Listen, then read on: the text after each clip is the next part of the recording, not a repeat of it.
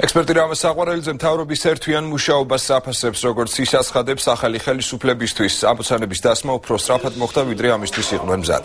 მის ვეთქვით, მართველი პარტია უამრავ საკითხს გზა და გზა გვთავაზობს, ეს კი ბუნებრივია იმ პირობებში, როდესაც მას მომზადებისთვის დრო და საშუალება არ ჰქონდა, რაც შეეხება წინა საარჩევნო პროგრამას. პროგრამა არ იყო კარგად მომზადებული, თუმცა ნაციონალური მოძრაობას მთელი 9 წლის განმავლობაში პროგრამა საერთოდ არ ჰქონია, აცხადებს რამაზ საყვარელიძე.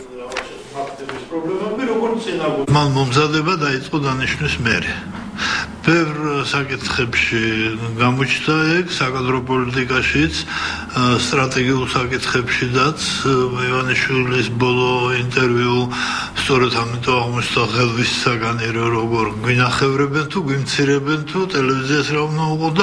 ანუ უამრავი საკითხი გზადაგზა გვთავაზობს ახალი ხელისუფლება ამ საკითხების გადაწყვეტას და ვიმეორებ, ეს ბუნებრივია იმ პირობებში, როდესაც მას მომზადებისთვის რეალურად დრო არ ქონდა. მათი საარჩევნო პროგრამა არ იყო კარგად მომზადებული, ალბათ.